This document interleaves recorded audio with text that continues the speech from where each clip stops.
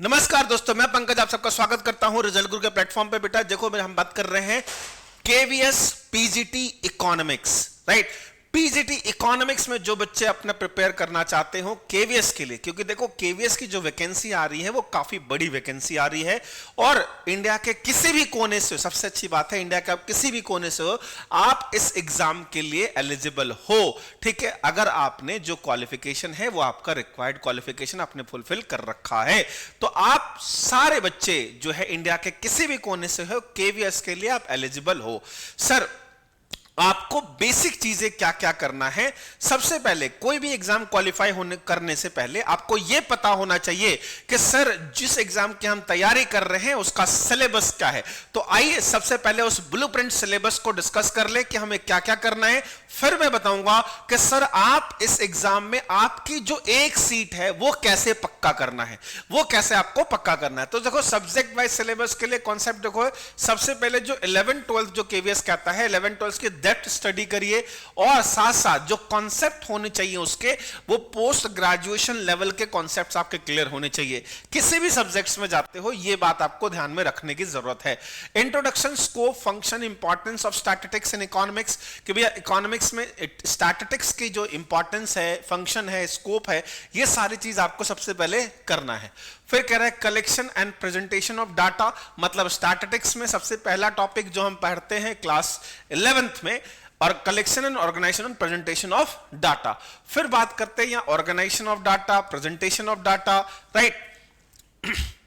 Statistical tool and interpretation, सबसे पहला हो गया measure of centre tendency, mean median mode, है ना। यहां पे सिर्फ मीन मीडियन मोड्स के साथ साथ हमको बहुत सारे इसके जो फीचर्स हैं, बेसिक चीजें जो हम यहां पे छोड़ जाते थे जो 11 12 में, उनके फीचर्स क्या है, उनकी एप्लीकेबिलिटी क्या है, कार्ल पियर्सन मॉडल क्या है, टू वेरिएबल्स क्या होंगे, ये सारी चीजें यहां पे हमें साथ साथ समझना पड़ेगा।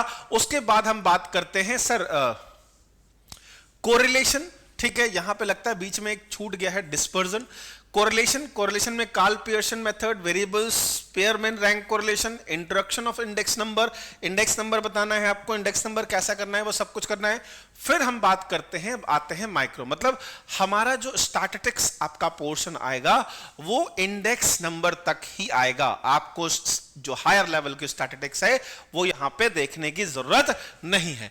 माइक्रो इकोनॉमिक्स में जो 11th की पूरी सिलेबस है, सबसे पहले meaning of micro economics, positive and normative economics, what is economy, central planned economy क्या होता है, what, how and for whom to produce का कॉन्सेप्ट, उसकी एप्लीकेबिलिटी, प्रोडक्शन पॉसिबिलिटी फ्रंटियर या प्रोडक्शन पॉसिबिलिटी कर्व, उसका अप्रोचेस, कंज्यूमर इक्विलिब्रियम और demand, पूरे अच्छे तरीके से याद रखना। कंज्यूमर इक्विलिब्रियम का जो कॉन्सेप्ट होना चाहिए वो अप टू ग्रेजुएशन लेवल तक का आपका होना चाहिए, डिमांड और कंज्यूमर इक्विलिब्रियम का, जब माइक्रो वहां पे पढ़ते हैं, माइक्रो लेवल 1, माइक्रो लेवल 2 में। इंडिफरेंस कर्व एनालिसिस, ये कंज्यूमर इक्विलिब्रियम के अंदर हम देख रहे हैं, कंज्यूमर इक्विलिब्रियम बात कर लिया, डिमांड हमने बात कर लिया था। फिर हम बात करते हैं producer behaviour and supply. Producer behaviour और सप्लाई के सबसे पहले प्रोडक्शन फंक्शन हो गया, प्रोडक्शन फंक्शंस के बाद कॉस्ट हो जाएगा हमारा, कॉस्ट हो गया, ठीक है। कॉस्ट में short run, long run, production function में शॉर्ट रन, लॉन्ग रन दोनों आपको करना है, उनके सारे कॉस्ट का रिलेशन करना है। Producer equilibrium, meaning and condition in terms of marginal revenue, marginal cost, supply, ये सारा चीज हमें करना है। फिर है forms of market, price determination under perfect competition, उसके feature, effect of shift of demand and supply कर, simple application of demand and supply कर, प्राइस सीलिंग क्या होता है, प्राइस फ्लोरिंग क्या होता है। फिर हम आते हैं मैक्रो में, यहां से हमारा मैक्रो स्टार्ट हो गया है। मैक्रो में आते हैं national income and related aggregate, basic concept of macro economics, consumption of goods, capital goods, final goods, intermediation goods, stock flow, gross investments and depreciation, circular flow of income, 2 sector, 3 sector, 4 sector model, ठीक है। चारों model को हमको देखना है। फिर aggregate related to national income, जो हम बात करते हैं इनकम मेथड में, कंजम्पशन मेथड में या वैल्यू एडेड मेथड में, राइट। ये तीनों मेथड्स को आपको देखना है। डोमेस्टिक इनकम क्या है, नेशनल इनकम क्या है, जीडीपी क्या है, real GDP, nominal GDP, GDP deflator, welfare, GDP welfare, ये सारे टॉपिक्स हमको वहां देखना है। मनी एंड बैंकिंग में याद रखना हमें मनी और बैंकिंग का पूरा डिटेल पढ़ना पड़ेगा। बैंकिंग में कमर्शियल कमर्शियल बैंक हो या फिर सेंट्रल बैंक हो, उनके सारे फीचर्स, जो रेपो रेट है, SLR, repo rate, bank rate, reverse repo rate, credit creation, marginal requirement, ये सारे मॉनेटरी पॉलिसी, फिजिकल पॉलिसी में यहां पे तो मॉनेटरी पॉलिसी आपको देखने पड़ेंगे। Determination of income and employment, ठीक है, aggregate demand, component of aggregate demand, aggregate supply, component of aggregate supply, short run equilibrium कहां पे होगा, meaning of full employment, involuntary employment, probable excess demand, deficit demand कैसे होगा, sir tax का implication क्या होगा, गवर्नमेंट बजट और economy की बात करेंगे, गवर्नमेंट बजट और इकोनॉमी, पूरे बजट्स जिसमें हम बजट्स को कितने पार्ट्स में हम डिवाइड कर सकते हैं, बजट डेफिसिट क्या है, रेवेन्यू डेफिसिट क्या है, प्राइमरी डेफिसिट क्या है, इन सभी चीजों को हम उसका यूज, इंप्लीकेशंस, इससे क्या हो सकता है, कब डेट ट्रैप में फंस सकते हैं, कब कौन सी इकोनॉमी में सरप्लस या डेफिसिट बजट होता है, ये सारी चीजों को डिटेल में यहां पे आपको पढ़ना है। फिर हम बात करते हैं balance of payment. Balance of payment में जो हम बात करेंगे करंट अकाउंट, कैपिटल अकाउंट, ठीक है, current budget, sorry balance of payment, surplus कब होगा, डेफिसिट कब होगा, ये सारी चीजें जो है हम यहां पे देखेंगे। फिर बात करते हैं इंडियन इको पे आ जाते हैं। इंडियन इको में development experience of 1947 to 19 reforms of economic reforms, ये पहला टॉपिक आपको दिख गया। फीचर्स यहां से सब कुछ इकोनॉमिक रिफॉर्म्स के अंदर।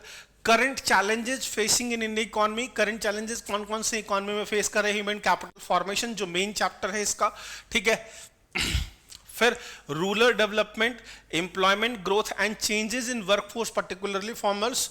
फिर हम बात करेंगे सस्टेनेबल इकोनॉमिक डेवलपमेंट, उसी के अंदर सब कुछ अभी तक चल रहा है, ठीक है। फिर development experience of India in comparison with their neighbours, basically India Pakistan, India China, ठीक है, इनके साथ जो कंपैरिजन है, कौन कौन से इंडिकेटर्स हैं, क्या क्या चीज है, कौन कौन से उन्होंने प्लान यूज किया, हमने कौन 5 ईयर प्लान यूज किया, उन्होंने कब इंट्रोड्यूस किया, वो कब इकोनॉमिकली स्ट्रांग हुए, कब तक जो उनकी पॉलिसी है वो चेंज हुई, जिसके कारण आज हमारी पर कैपिटा इनकम से जो चाइना की पर कैपिटा इनकम लगभग 5 गुना है और हमारी पर कैपिटा, सॉरी 5 गुना कह रहा हूं, डबल से ज्यादा है, ट्रिपल के आसपास है, और हमारी 1/3 लगभग पाकिस्तान की पर कैपिटा इनकम है। ये कारण, रीजंस क्या रह गया, ये सब चीजें हम यहां पे देखेंगे। तो ये आपका एक कंप्लीट सिलेबस हो गया जिसमें आप सब कुछ, सारी चीजें देख सकते हो। अब सवाल आता है कि सर हम इसको कैसे करें। सबसे पहला काम करना है, जो जो कॉन्सेप्ट्स है वो कॉन्सेप्ट्स को क्लास में अटेंड करना है। सबसे पहले कॉन्सेप्ट्स पे पूरा काम करना है, क्योंकि कॉन्सेप्ट्स, कई बार होता है कि सर हमारा कोई कॉन्सेप्ट छूटा हुआ है, हमारा कोई कॉन्सेप्ट छूटा हुआ है, किसी का माइक्रो अच्छा है, किसी का मैक्रो अच्छा है, किसी का स्टैटिस्टिक्स अच्छा है, किसी का इंडियन इको अच्छा है। हमें सब पे कमांड करना है, हमें सब पे कमांड करना है और एक एक चीज पानी की तरह क्लियर करना है दिमाग में। दूसरा टाइप, दूसरा है टॉपिक वाइज एमसीक्यू, है ना। टॉपिक वाइज हमें एमसीक्यू करना है ताकि उस टॉपिक से रिलेटेड जितने भी डाउट अराइज हो सकते हैं वो डाउट्स को सॉल्व करे। तीसरा पॉइंट हमें क्या करना है सर, समरी नोट्स बनाना है। समरी नोट्स बनाना है। समरी नोट्स एक तरीके का रेकनर का काम करेगा, जो क्विक रिवीजन का नोट्स होगा। इसको हम कहते हैं क्विक रिवीजन नोट्स, जिसको हम कह सकते हैं उसको हम कहेंगे समरी नोट्स, है ना। क्विक रिवीजन नोट्स को हम क्या कहेंगे, समरी नोट्स भी हम कह सकते हैं। फोर्थ सर, अब हम जाएंगे एमसीक्यू पे, मल्टीपल चॉइस क्वेश्चंस, कौन से वाले, पीवाईक्यू वाले, ठीक है, प्रीवियस ईयर क्वेश्चंस वाले जो एमसीक्यू होंगे, अब उस पे हम फोकस करेंगे कि हम प्रीवियस ईयर क्वेश्चंस को करेंगे। उसके बाद सर जो भी यहां पे टेस्ट होगा उस टेस्ट को आप दोगे, और केवीएस के साथ साथ एनवीएस, ईएमआरएस, इन सभी के जो भी प्रीवियस ईयर क्वेश्चंस हैं, इन सभी प्रीवियस ईयर क्वेश्चंस को आप ध्यान से और अच्छे तरीके से टॉपिक वाइज करोगे। अगर आप इतना करते हो, और एक और चीज साथ साथ कि सर कम से कम रोज 100 से 200 एमसीक्यू क्वेश्चंस हमें रोज करना है आज से और अभी से। अगर आप इतना करते हो तो एक सीट, वो एक सीट आपकी जरूर होगी। ठीक है बच्चे, आज के लिए इतना ही। जय हिंद, जय भारत। मिलते हैं नेक्स्ट क्लास पे।